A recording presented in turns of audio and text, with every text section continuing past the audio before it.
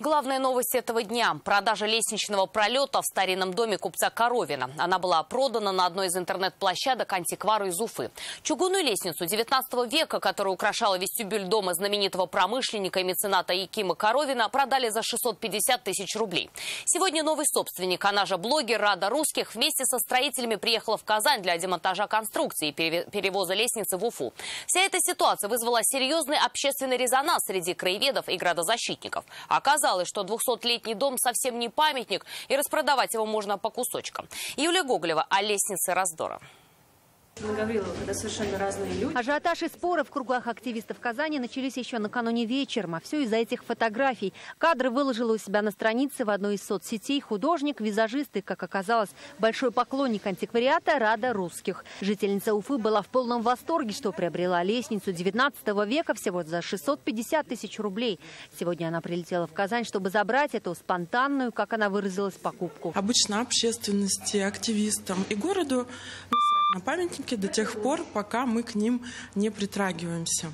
И до меня никому не было дела и до этой лестницы до тех пор, пока я честно не показала, что я ее приобрела. Сделка законная. Но демонтаж начать не смогли. Городские активисты, журналисты дежурили у входа в это здание на улице Пушкина с самого утра. Это часть тех людей, которым это принадлежало. Значит, это Мефодий Мефодьевич Коровин и Александра Петровна Коровина. В 19 веке этот дом с лестницей, как теперь его называют защитники истории, принадлежал знаменитому промышленнику и меценату, покровителю старообрядческой общины Якиму Коровину.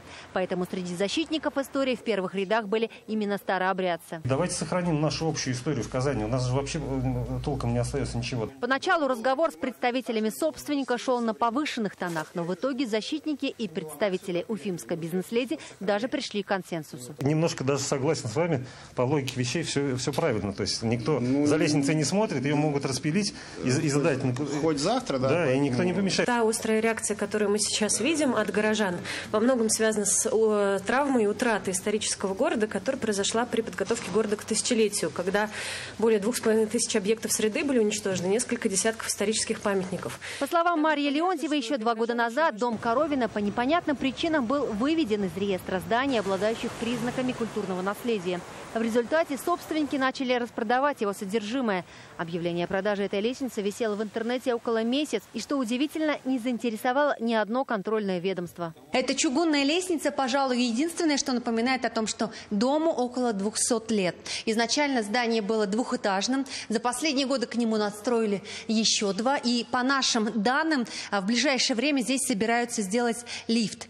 Видимо, свидетель старины глубокой просто не вписывается в концепцию современного бизнес-центра. В середине дня стало известно, что по заявлению одного из городских активистов в Комитете по охране памятников наложили мораторий на все действия с объектом. У нас на сегодняшний день будет 90 рабочих дней для определения историко-культурной ценности здания, учитывая, что здание в 2000-х годах всевозможным образом перестраивалось, было двухэтажное здание, сейчас 4-этажное.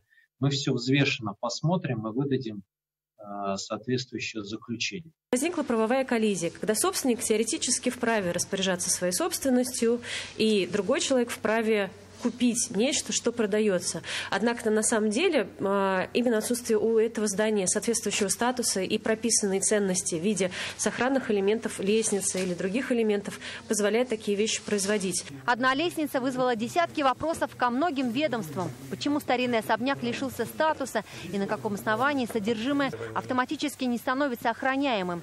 Почему, чтобы придать зданию статус, необходим скандал практически федерального масштаба? Ответы на эти вопросы, похоже, будет искать советник мэра по противодействию коррупции. Киям Беляев прибыл на объект к обеду, и с Радой Русских они общались конфиденциально. Вы видите, как мы улыбаемся. Мне кажется, мы договоримся с городом. Да, думаю, договоримся. Итоги лестницы нам оставят? А мы прекратили демонтаж. Мы всем пообещали, что раз это вновь выявленная ценность, мы ее не трогаем. В настоящее время планируемый демонтаж лестницы приостановлен.